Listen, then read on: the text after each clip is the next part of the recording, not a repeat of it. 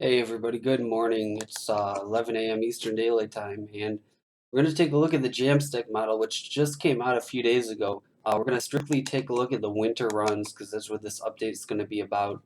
So, what the Japanese model is predicting is really a neutral ENSO, not really a La Nina or an El Nino, more of a neutral mixed bag of warm and cool waters here in the central and eastern Pacific. um, so let's see what that has for the temperature outlook. So what would that produce in terms of temperatures? Here we have our temperatures, and very warm winter across the northern plains, across the Rocky Mountains.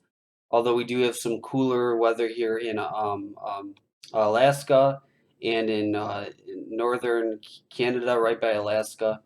But really, a lot of the country is basking in this warm air mass. So the question, of course, is will this verify? Will this come to fruition?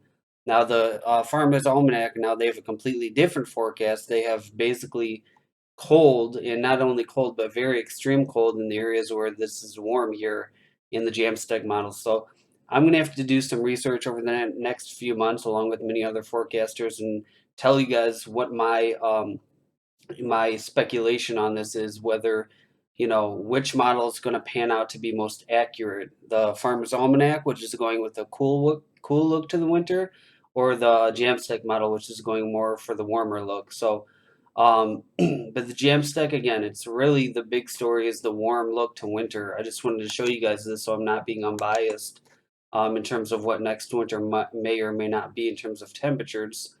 Here's the precip outlook. Very dry for places like the Mississippi River Valley, Florida. Although we do have some precip there in the northwest by Seattle, Washington, um, and again near Hudson Bay in Canada. For those in Canada, it's looking like a snowy winter for you guys because usually it's cold enough for snow if you get precip in those areas by Hudson Bay and whatnot. Um, but again, a lot of dry air here towards the southwest also. So really, the Jamstick model kind of burnt out this run. It's really looking like a blowtorch in terms of warmth and dry weather conditions. So this isn't the most happiest update, so to speak, for those of you who like cold and snowy winters. But again, I'm going to do a lot more research in the coming months. I don't think any of these runs are going to really remain constant because, as you can see, let's take a look at let's go